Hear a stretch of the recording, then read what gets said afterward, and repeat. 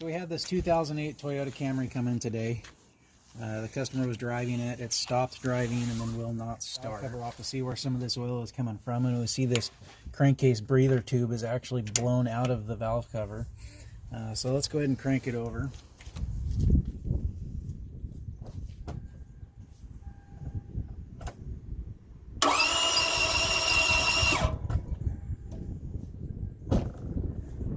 And it sounds like there's no compression. Sounds like a broken timing chain, more than likely. We'll have to see how extensive the damage is from there, but from here we'll pull the valve cover off and see what we see under there.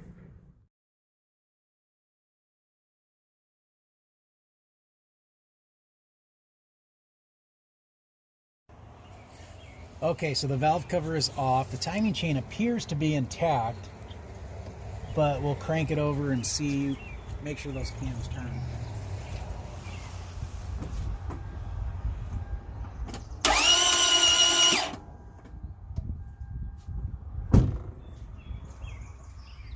The cams do turn, but seeing as there's no compression, it's possible that something slipped, the keyway spun or something like that. So we'll need to make sure that the cams are in time with the crankshaft, and if they are, pressurize the cylinder and see where that compression is going. So we lined up the timing marks. The crankshaft is at top dead center on number 1, and then our timing marks on the exhaust and intake cam are right where they're supposed to be. The cam lobes are pointed out like they should be on the compression stroke on number 1, so it is not a timing chain issue. So we will move on and pull a spark plug out and put air in the cylinder.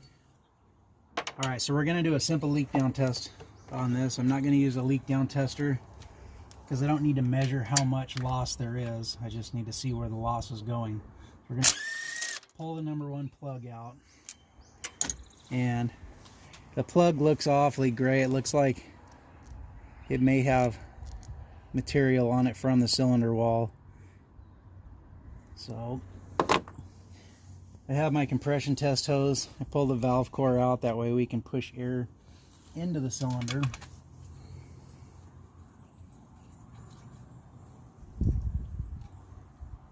You want to make sure you have number 1 at top dead center to do this, otherwise the engine will spin. It has to be right up at the top. Okay.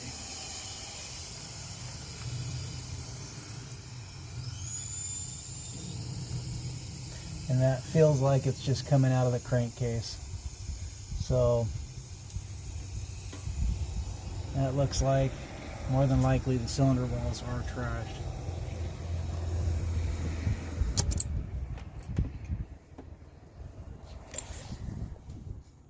Alright, with that done, we're going to pull the rest of the spark plugs out just to see what they look like. Number 2 also looks awfully gray, like there's material stuck to it.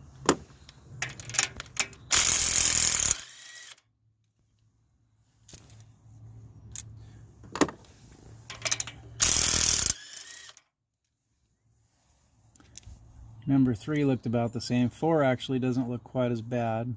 It's a little wore out. So I think we're going to condemn this as a bad engine. We got our borescope out here. We're going to go ahead and look down these cylinders just to see what we can see. This is cylinder number 3. And I can't get a good shot of the cylinder walls themselves, but you can see there's flecks of metal on top of the piston that I believe is coming from probably the piston on the cylinder wall as well. So just another verification that this engine's pretty much toast. Okay, so we have deemed the failure as the engine itself. We're not real sure what caused the failure, because we do see a leak in the upper radiator, the top tank. It's leaking all the way across, but it's hard to say if that was because of the cylinder walls, if it was a lack of oil that took out the cylinder walls and caused it to overheat due to excess friction, or if it overheated after the fact, after the engine failed. It's kind of a chicken and the egg thing. So bottom line, it needs a new engine. Car's in pretty good shape. The engine was the oil was just changed recently. I don't see any signs of abuse or anything. It looks like it's been taken care of pretty well. You know, when we get the engine out, if we tear it apart, we might be able to find a failure point. But at this point, bottom line, it needs an engine. We'll have to talk to the customer and see which direction they want to go with it. But that pretty much wraps it up.